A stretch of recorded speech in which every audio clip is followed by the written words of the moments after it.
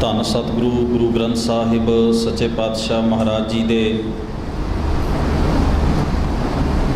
ਸਜੇ ਹੋਏ ਪਾਵਨ ਦਰਬਾਰ ਦੀਆਂ ਹਾਜ਼ਰੀਆਂ ਭਰ ਰਹੇ ਗੁਰੂ ਦਰਬਾਰ ਵਿੱਚ ਸੱਜ ਕੇ ਬੜੇ ਹੀ ਅਦਬ, ਬੜੇ ਹੀ ਸਤਿਕਾਰ ਅਤੇ ਪਿਆਰ ਸਹਿਤ ਆਪ ਸਰਬੱਤ ਸਤ ਸੰਗੀ ਜਨਾਂ ਨੇ ਜਿੱਥੇ ਸਤਿਕਾਰਯੋਗ ਭਾਈ ਸਾਹਿਬ ਜੀ ਪਾਸੋਂ ਗੁਰੂ ਕੀ ਪਾਵਨ ਬਾਣੀ ਦਾ ਕੀਰਤਨ ਸ਼ਰਵਣ ਕੀਤਾ ਹੈ, ਉਪਰੰਤ ਭਾਈ ਗੁਰਜੰਟ ਸਿੰਘ ਜੀ ਰੂਪੋਵਾਲੀ ਪਾਸੋਂ ਆਪ ਜੀ ਨੇ ਸਤਿਗੁਰੂ ਦੀ ਪਾਵਨ ਬਾਣੀ ਦੀ ਵਿਚਾਰ ਅਤੇ ਸਿੱਖੀ ਲਹਿਰ ਦੇ ਤਹਿਤ ਇਹਨਾਂ ਗੁਰਮਤਿ ਸਮਾਗਮਾਂ ਦਾ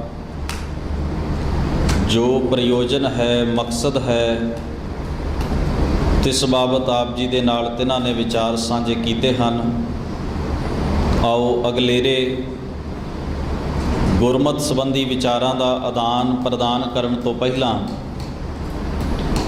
ਕਲਗੀਧਰ ਪਾਤਸ਼ਾਹ ਜੀ ਦੀ ਬਖਸ਼ਿਸ਼ ਕੀਤੀ ਹੋਈ ਫਤਿਹ ਬੁਲੰਦ ਆਵਾਜ਼ ਵਿੱਚ ਸਾਂਝੀ ਕਰੋ। ਆਖੋ ਜੀ, ਵਾਹਿਗੁਰੂ ਜੀ ਕਾ ਖਾਲਸਾ, ਵਾਹਿਗੁਰੂ ਜੀ ਕੀ ਫਤਿਹ। ਸੰਸਾਰ ਦੇ ਅੰਦਰ ਕੋਈ ਵੀ ਮਨੁੱਖ ਐਸਾ ਨਹੀਂ ਜਿਸ ਦੀ ਜ਼ਿੰਦਗੀ ਦਾ ਆਰੰਭ ਸੁਣਨ ਤੋਂ ਨਾ ਹੁੰਦਾ ਹੋਵੇ। ਬੱਚਾ ਜਦੋਂ ਜਨਮ ਲੈਂਦਾ ਹੈ, ਮਾਂ-ਬਾਪ ਘਰ ਦੇ ਜੀ ਬੜੇ ਪਿਆਰ ਨਾਲ, ਬੜੇ ਲਾਡ ਨਾਲ ਉਸ ਦੀ ਪਰਵਰਿਸ਼ ਕਰਦੇ ਨੇ, ਉਹਦੀ ਪਾਲਣਾ ਕਰਦੇ ਨੇ। ਜਿਹੋ ਜਿਹੀ ਆਵਾਜ਼, ਜਿਹੋ ਜਿਹਾ ਬੋਲ ਉਸ ਬੱਚੇ ਦੇ ਕੰਨਾਂ ਵਿੱਚ ਜਨਮ ਦੇਣ ਵਾਲੀ ਮਾਂ ਵੱਲੋਂ, ਬਾਪ ਵੱਲੋਂ, ਦਾਦਾ ਦਾਦੀ ਵੱਲੋਂ, ਘਰ ਦੇ ਹੋਰ ਮੈਂਬਰਾਂ ਵੱਲੋਂ, ਭੈਣ ਭਰਾਵਾਂ ਵੱਲੋਂ ਦੇ ਕੰਨਾਂ ਵਿੱਚ ਪਾਏ ਜਾਂਦੇ ਨੇ, ਵੈਸੇ ਹੀ ਬੋਲ ਹੌਲੀ ਹੌਲੀ ਉਹ ਬੱਚਾ ਬੋਲਣੇ ਸਿੱਖ ਜਾਂਦਾ ਹੈ। ਬੋਲਣ ਦੀ ਕਲਾ ਮਨੁੱਖ ਦੇ ਕੋਲ ਬਾਅਦ ਵਿੱਚ ਆਈ। ਬੋਲਣ ਵਾਸਤੇ ਮਨੁੱਖ ਨੂੰ ਸੁਣਨਾ ਪਿਆ ਤੇ ਸੁਣਾਉਣਾ ਪਿਆ। ਜਦੋਂ ਆਪਾਂ ਸਾਰੇ ਧੰਨ ਗੁਰੂ ਨਾਨਕ ਮਹਾਰਾਜ ਸੱਚੇ ਪਾਤਸ਼ਾਹ ਜੀ ਦੀ ਅੰਮ੍ਰਿਤਮਈ ਪਾਵਨ ਬਾਣੀ ਜਪਜੀ ਸਾਹਿਬ ਜੀ ਦਾ ਨਿਤਨੇਮ ਦੇ ਰੂਪ ਵਿੱਚ ਪਾਠ ਕਰਦੇ ਹਾਂ, ਸੁਣੇ ਦੇ ਨਾਲ ਸੰਬੰਧ ਰੱਖਣ ਵਾਲੀਆਂ 4 ਪੌੜੀਆਂ ਦਾ ਪਾਠ ਜਪ ਬਾਣੀ ਦੇ ਅੰਦਰ ਆਪਾਂ ਰੋਜ਼ ਹੀ ਪੜ੍ਹਦੇ ਹਾਂ। ਜਦੋਂ ਸਤਿਗੁਰੂ ਜੀ ਇਹ ਸ਼ਬਦ ਵਰਤਦੇ ਹਨ, ਨਾਨਕ ਭਗਤਾਂ ਸਦਾ ਵਿਗਾਸ ਸੁਣੈ ਦੁਖ ਪਾਪ ਕਾ ਨਾਸ਼,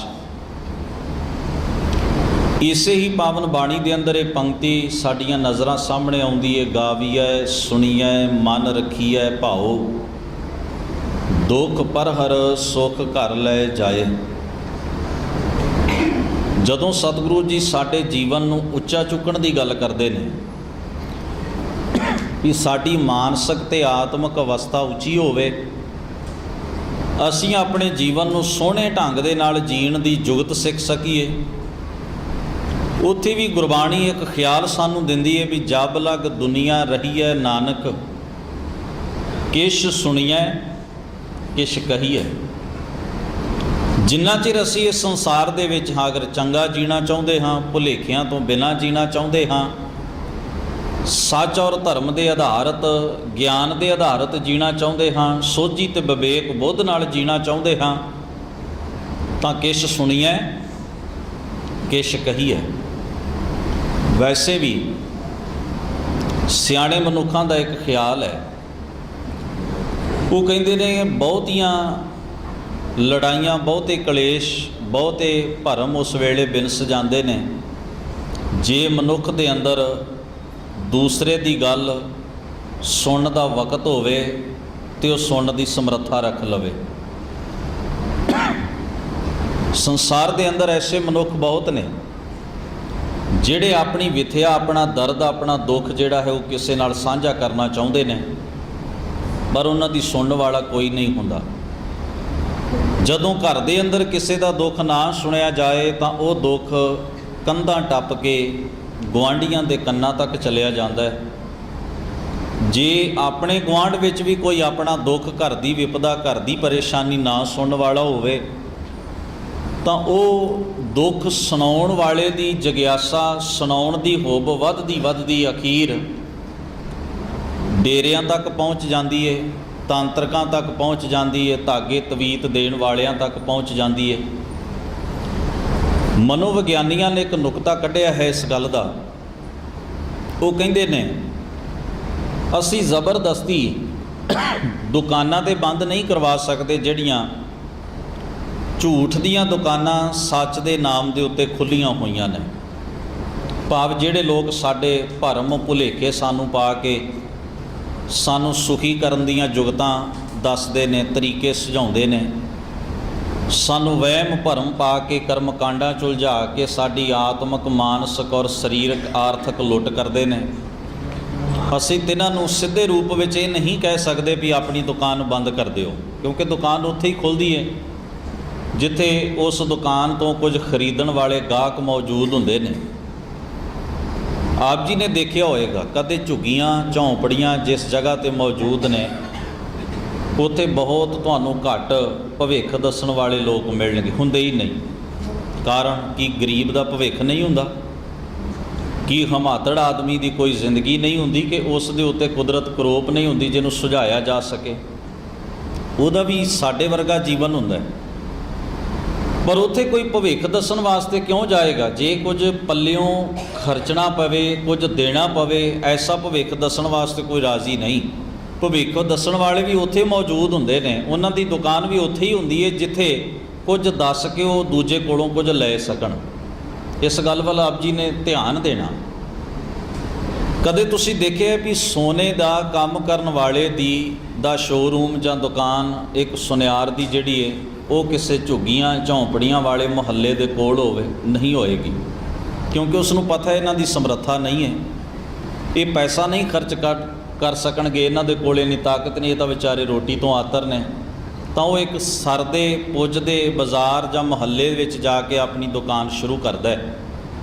ਭਾਵ ਉਸ ਨੂੰ ਵੀ ਫਿਕਰ ਹੁੰਦਾ ਹੈ ਵੀ ਕਿੱਥੇ ਮੇਰਾ ਗਾਹਕ ਹੈ, ਜਿੱਥੇ ਗਾਹਕ ਹੈ ਦੁਕਾਨ ਉੱਥੇ ਹੀ ਹੋਏਗੀ ਨਾ ਜੀ। ਇਸੇ ਤਰ੍ਹਾਂ ਸਾਡੀ ਆਤਮਿਕ ਤੇ ਮਾਨਸਿਕ ਲੁੱਟ ਕਰਨ ਵਾਲੇ ਵੀ ਜਦੋਂ ਸਾਨੂੰ ਮਾਨਸਿਕ ਤੌਰ 'ਤੇ ਔਰ ਆਤਮਿਕ ਤੌਰ 'ਤੇ ਕੰਗਾਲ ਵੇਖਦੇ ਨੇ, ਉਸ ਵੇਲੇ ਉਹ ਸਾਡੇ ਕੋਲ ਆ ਕੇ ਆਪਣੀ ਦੁਕਾਨ ਦਾ ਸੌਦਾ ਵੇਚਣਾ ਸ਼ੁਰੂ ਕਰਦੇ ਨੇ ਅਤੇ ਉਹਨਾਂ ਨੂੰ ਪਤਾ ਹੁੰਦਾ ਵੀ ਇਸ ਆਦਮੀ ਨੇ ਸਾਡਾ ਗਾਹਕ ਬਣ ਜਾਣਾ ਹੈ।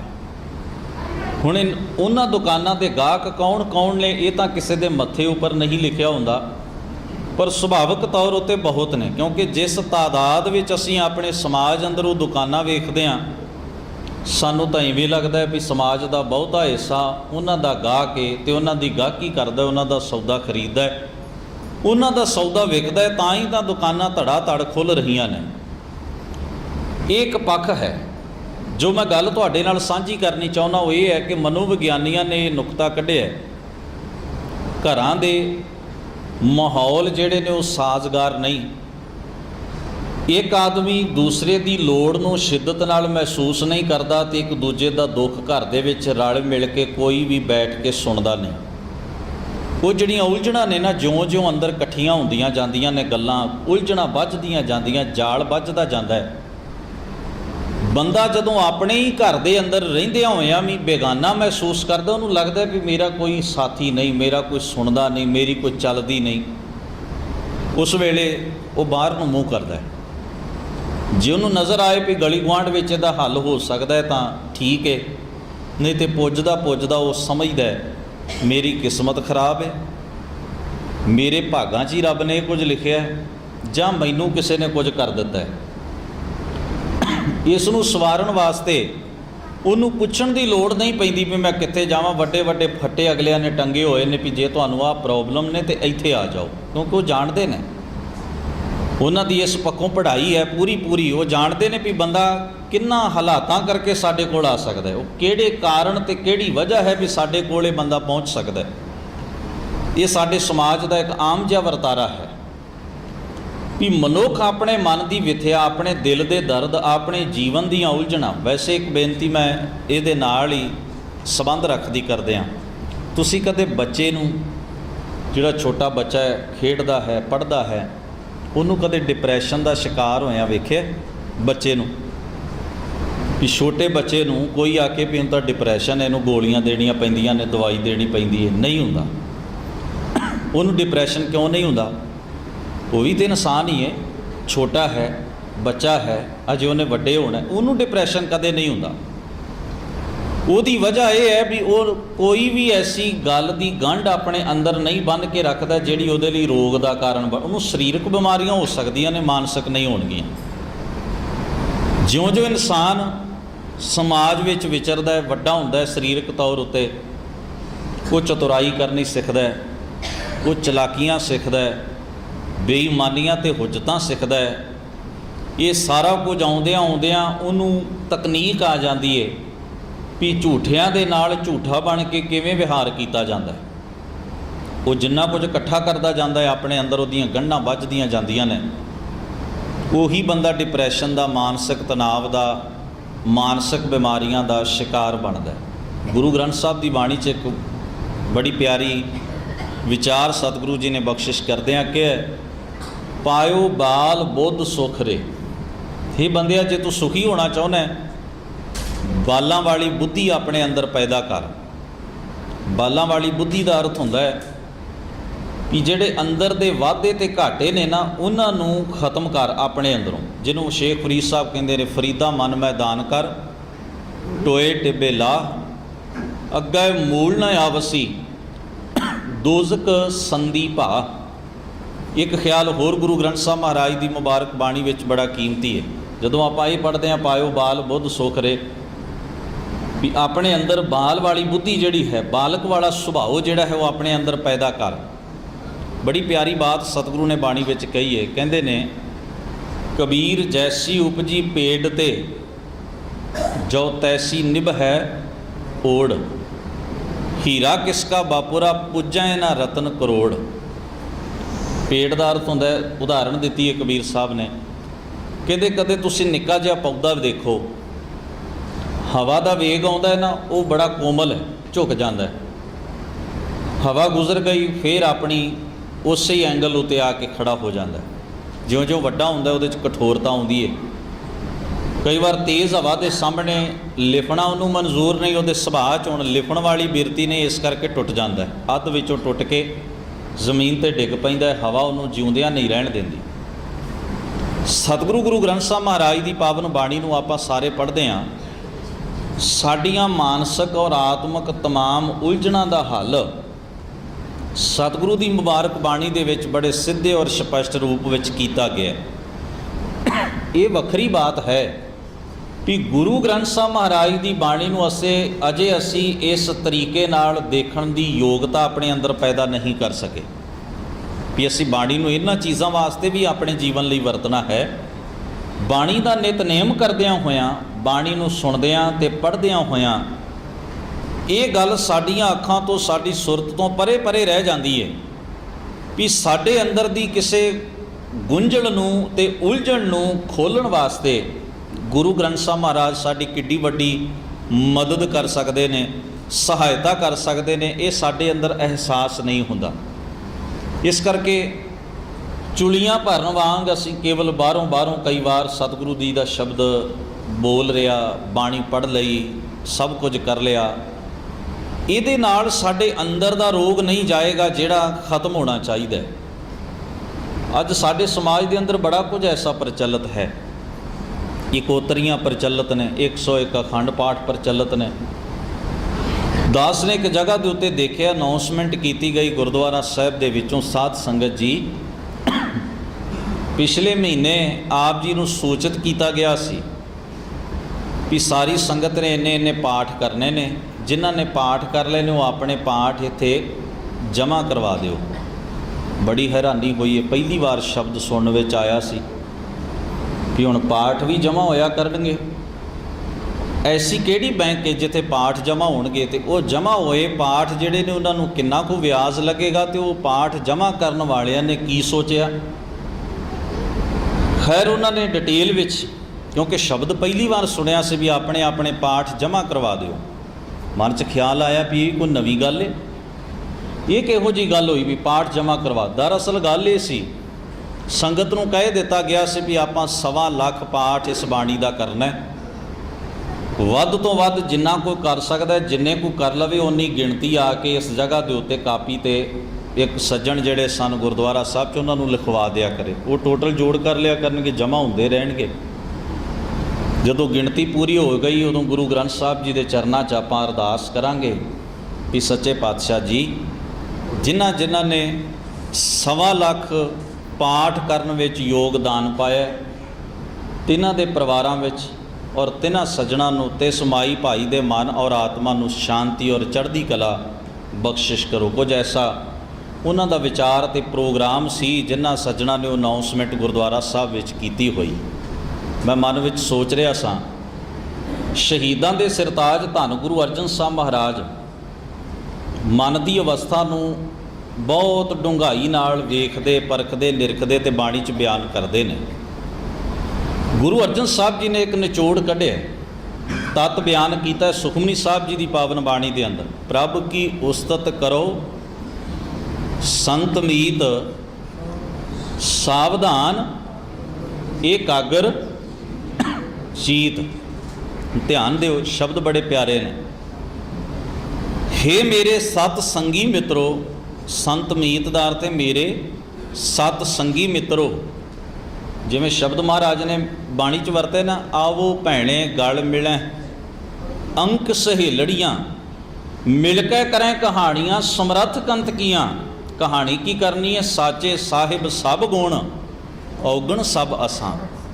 ਕਹਾਣੀ ਤੇ ਇਹ ਕਰਨੀ ਹੈ, ਕਹਾਣੀ ਇਹ ਕਰਨੀ ਹੈ ਵੀ ਸਾਚੇ ਸਾਹਿਬ ਸਭ ਗੁਣ ਔਗਣ ਸਭ ਅਸਾਂ।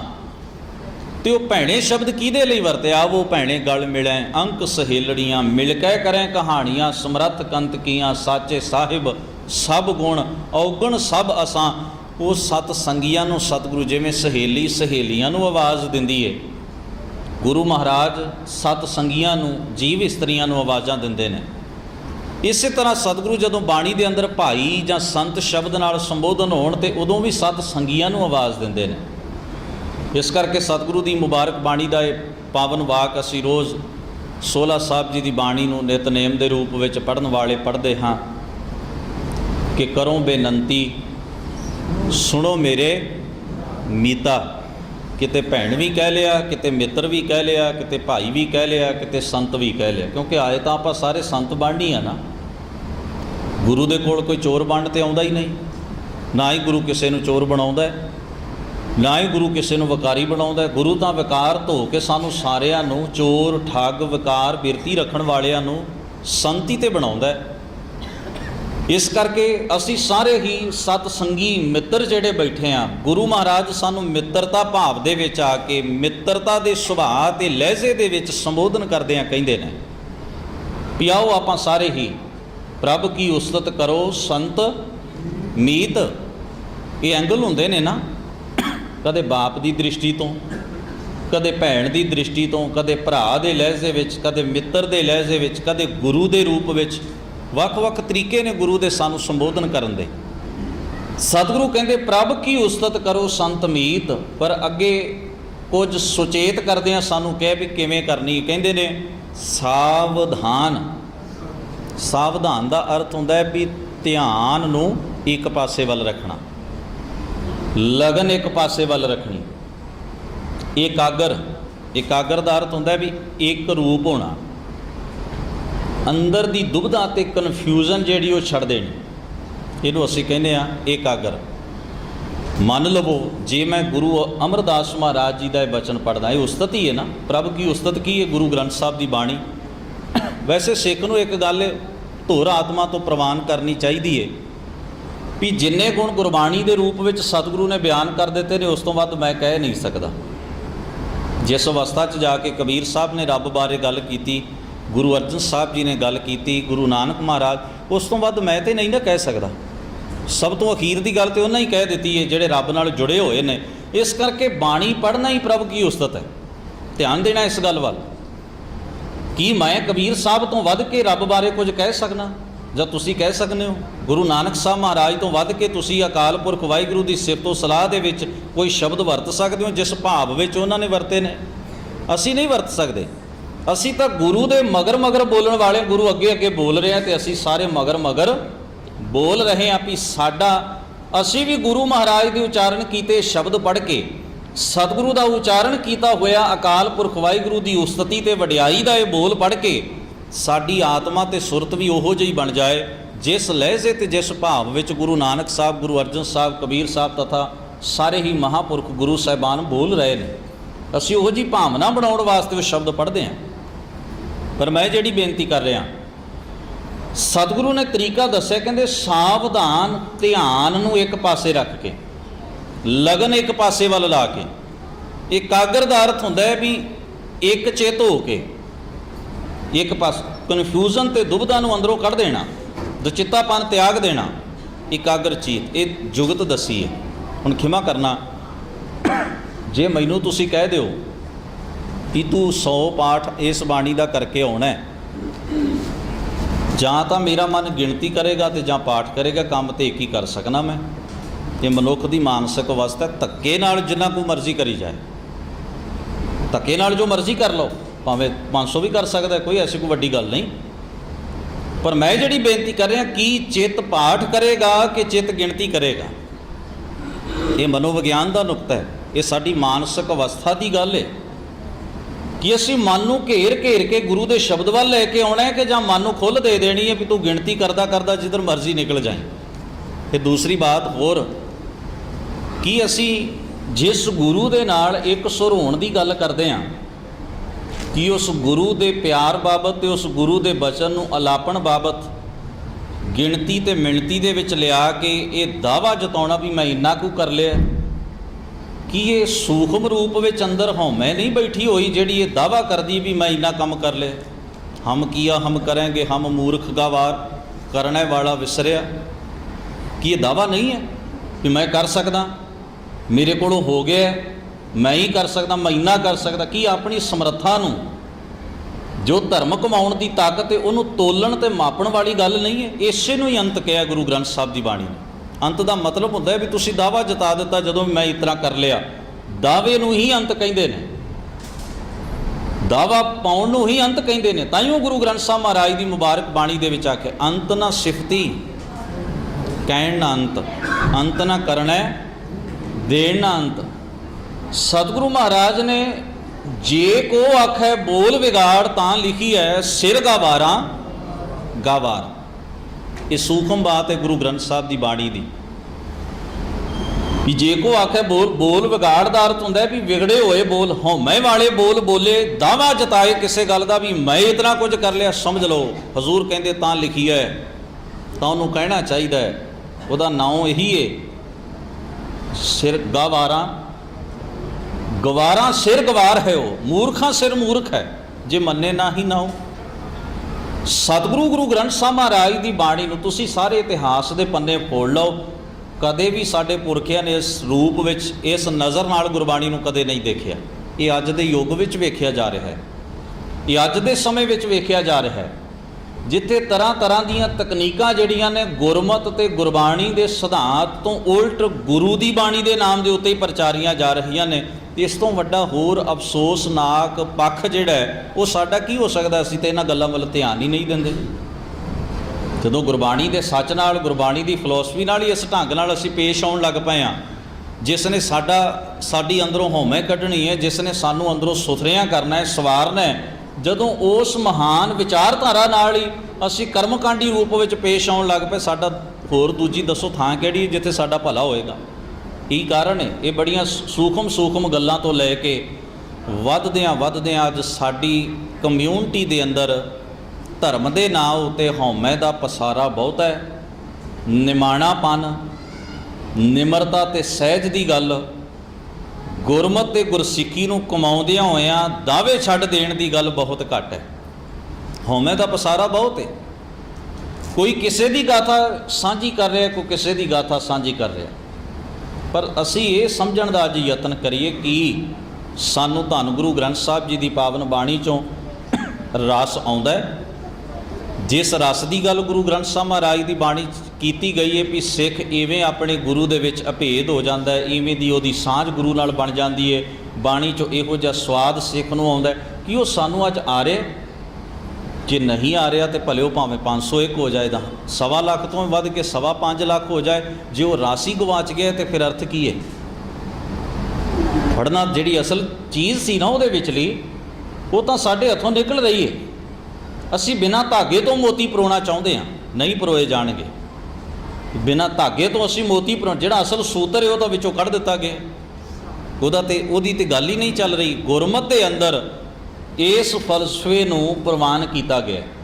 ਸਤਿਗੁਰੂ ਧੰਨ ਗੁਰੂ ਗ੍ਰੰਥ ਸਾਹਿਬ ਜੀ ਦੀ ਮੁਬਾਰਕ ਬਾਣੀ, ਜਿਵੇਂ ਮੈਂ ਪਹਿਲਾਂ ਅਰਜ਼ ਕੀਤੀ ਹੈ ਵੀ ਜੋ ਗੁਰਬਾਣੀ ਦਾ ਸੱਚ ਹੈ, ਜਿਸ ਨੂੰ ਅਸੀਂ ਆਪਣੀ ਸੁਰਤ ਉੱਤੇ ਹੰਢਾਉਣਾ ਹੈ, ਆਪਣੇ ਮਨ ਉੱਤੇ ਹੰਢਾਉਣਾ ਹੈ, ਔਰ ਤਾਂ ਹੀ ਜੇ ਸਾਨੂੰ ਸੁਰਤ ਤੇ ਮਨ ਕਰਕੇ ਅਸੀਂ ਉਹਨੂੰ ਹੰਢਾਵਾਂਗੇ ਤਾਂ ਹੀ ਉਹ ਸਾਡੀ ਕਰਨੀ ਤੇ ਕਮਾਈ ਦੇ ਵਿੱਚ ਆ ਸਕੇਗਾ।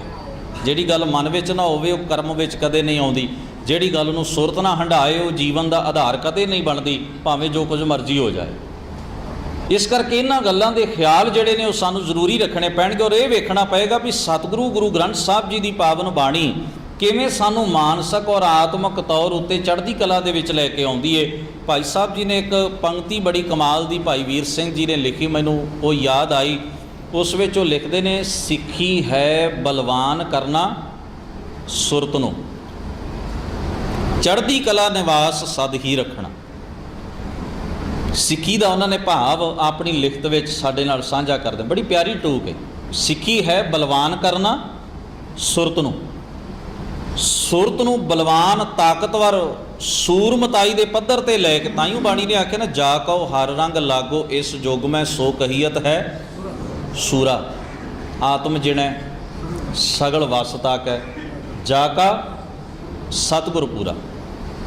ਸਿੱਖੀ ਹੈ ਬਲਵਾਨ ਕਰਨਾ ਸੁਰਤ ਨੂੰ, ਸੁਰਤ ਨੂੰ ਤਾਕਤਵਰ ਬਣਾਉਣਾ, ਬਲਵਾਨ ਬਣਾਉਣਾ।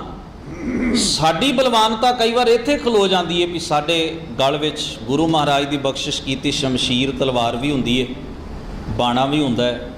ਗੁਰੂ ਗ੍ਰੰਥ ਸਾਹਿਬ ਜੀ ਦੇ ਸਿੱਖ ਹੋਣ ਦਾ ਅਤੇ ਖਾਲਸਾ ਪੰਥ ਦਾ ਹਿੱਸਾ ਹੋਣ ਦਾ ਸਾਡੇ ਕੋਲ ਇੱਕ ਤਰ੍ਹਾਂ ਦੇ ਨਾਲ ਸਰਟੀਫਿਕੇਟ ਦੇ ਰੂਪ ਵਿੱਚ ਦਾਅਵਾ ਵੀ ਹੁੰਦਾ ਹੈ ਵੀ ਅਸੀਂ ਵੀ ਇਹ ਪੰਥ ਦਾ ਵੀ ਹਿੱਸਾ ਹਾਂ, ਖਾਲਸੇ ਹਾਂ, ਅੰਮ੍ਰਿਤਧਾਰੀ ਹਾਂ, ਗੁਰੂ ਗ੍ਰੰਥ ਸਾਹਿਬ ਦੀ ਬਾਣੀ ਨੂੰ ਮੱਥਾ ਟੇਕਦੇ ਹਾਂ, ਸਭ ਕੁਝ ਹਾਂ।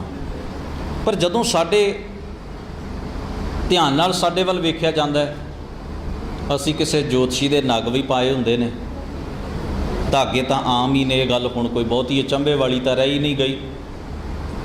ਅਸੀਂ ਕਿਸੇ ਦੇ ਗੋਡੀ ਜਾਂ ਪੈਰੀ ਮੱਥਾ ਵੀ ਟੇਕ ਰਹੇ ਹੁੰਦੇ ਹਾਂ। ਕੀ ਇਹ ਸਾਰਾ ਕੁਝ ਖਾਲਸੇ ਦੇ ਜੀਵਨ ਦਾ ਅੰਗ ਹੈ? ਜਿਹੜੀ ਰਹਿਤ ਗੁਰੂ ਗੋਬਿੰਦ ਸਿੰਘ ਸਾਹਿਬ ਮਹਾਰਾਜ ਨੇ ਖਾਲਸੇ ਨੂੰ ਬਖਸ਼ਿਸ਼ ਕੀਤੀ, ਕਿ ਉਹਦਾ ਹਿੱਸਾ ਹਨ? ਕਦੀ ਅਸੀਂ ਇਹਨਾਂ ਨੂੰ ਪੜ੍ਹਨ ਦੀ ਕੋਸ਼ਿਸ਼ ਕੀਤੀ ਹੈ? ਇਹ ਬੜੀ ਵਧੀਆ ਗੱਲ ਹੈ ਵੀ ਅਸੀਂ ਕਕਾਰਾਂ ਦੇ ਧਾਰਨੀ ਹੁੰਦੇ ਹਾਂ, ਸਾਬਤ ਸੂਰਤਾਂ ਗੁਰੂ ਗ੍ਰੰਥ ਸਾਹਿਬ ਨੂੰ ਮੱਥਾ ਟੇਕਦੇ। ਇਹ ਬੜੀ ਵਧੀਆ ਗੱਲ ਹੈ, ਇਹ ਬਹੁਤ ਪੋਜ਼ਿਟਿਵ ਪੁਆਇੰਟ ਹੈ, ਬਹੁਤ ਚੰਗੀ ਗੱਲ ਹੈ। ਵਧਾਈ ਦੇ ਪਾਤਰ ਨੇ ਉਹ ਸਾਰੇ ਗੁਰਸਿੱਖ ਮਾਈ ਭਾਈ ਜਿਹੜੇ ਇਹਨਾਂ ਗੁਣਾਂ ਦੇ ਧਾਰਨੀ। ਪਰ ਕੀ ਇਕੱਲਾ ਸਰੂਪ ਧਾਰਨ ਕਰਕੇ ਤੇ ਗੁਰੂ ਦੀ ਆਗਿਆ ਦਾ ਪਾਲਣ ਨਾ ਕਰਨਾ ਕੀ ਉਹ ਵਿਗੜੇ ਹੋਏ ਬੱਚਿਆਂ ਦੀ ਨਿਸ਼ਾਨੀ ਨਹੀਂ ਕਹੀ ਜਾ ਸਕਦੀ? ਵਿਗੜੇ ਹੋਏ ਲੋਕਾਂ ਦੀ ਨਿਸ਼ਾਨੀ ਕਹੀ ਜਾ ਸਕੇਗੀ ਨਾ। ਵੀ ਆਪਣੇ ਬਾਪ ਦੀ ਵਡਿਆਈ ਦਾ ਦਾਅਵਾ ਵੀ ਕਰਦੇ ਨੇ ਔਰ ਬਾਪ ਦੇ ਪੁੱਤਰ ਹੋਣ ਦਾ ਦਾਅਵਾ ਵੀ ਕਰਦੇ ਨੇ, ਪਰ ਉਹਦੀ ਆਗਿਆ ਤੋਂ ਬਿਲਕੁਲ ਬਾਹਰ ਨੇ, ਬੇਦਖਲ ਨੇ ਉਸ ਪਿਆਰ ਤੋਂ ਜਿਹੜਾ ਪਿਆਰ ਗੁਰੂ ਇਹਨਾਂ ਨੂੰ ਦੇਣਾ ਚਾਹੁੰਦਾ। ਇਹ ਫਿਰ ਵੀ ਗੋਡੀ ਟੇਕ ਰਿਹਾ। ਕੀ ਇਹ ਖਾਲਸੇ ਦੀ ਮਰਿਆਦਾ ਦੇ ਵਿੱਚ ਕਿਸੇ ਦੇ ਗੋਡੀਆਂ ਹੱਥ ਲਾਉਣ ਤੇ ਕਿਸੇ ਦੇ ਪੈਰੀਂ ਹੱਥ ਲਾਉਣ ਦਾ ਕੋਈ ਸਿਧਾਂਤ ਹੈ? ਤੁਸੀਂ ਕਿਸੇ ਸਿੱਖੀ ਦੇ ਸਾਹਿਤ ਦੇ ਕਿਸੇ ਗ੍ਰੰਥ ਵਿੱਚੋਂ ਇਸ ਨੂੰ ਸਾਬਤ ਕਰ ਸਕਦੇ ਹੋ? ਬਿਲਕੁਲ ਨਹੀਂ।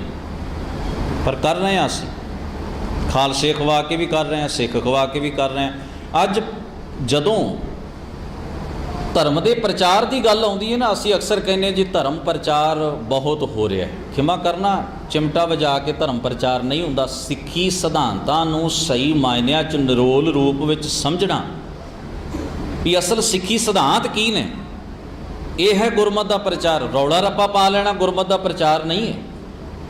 ਕਿ ਅਸੀਂ ਕਦੇ ਜਾਂਚਣ ਦੀ ਕੋਸ਼ਿਸ਼ ਕੀਤੀ? ਕਿਤੇ ਐਸਾ ਤਾਂ ਨਹੀਂ। ਅੱਜ ਕਿਤਨੇ % ਐਸੇ ਸਿੱਖ ਨੇ, ਬਹੁਤ ਗਿਣਤੀ। ਅਸੀਂ ਜਦੋਂ ਸੰਗਤ ਵਿੱਚ ਵਿਚਰਦੇ ਹਾਂ, ਅਕਸਰ ਹੀ ਲੋਕ ਆਪੇ ਅਸੀਂ ਜੀ ਫਲਾਣੇ ਬਾਬਾ ਜੀ ਕੋਲੋਂ ਨਾ ਅੰਮ੍ਰਿਤ ਛਕਿਆ। ਹੁਣ ਤੁਸੀਂ ਆਪੇ ਜਦੋਂ ਪਹਿਲੀ ਗੱਲ ਦੇ ਉੱਤੇ ਹੀ ਸਤਿਆਨਾਸ਼ ਹੋ ਗਿਆ, ਉਦੋਂ ਹੀ ਹੈਰਾਨੀ ਹੁੰਦੀ ਵੀ ਬਸ ਇੱਥੇ ਹੀ ਸਾਰੀ ਗੱਲ ਖੜੀ ਸੀ।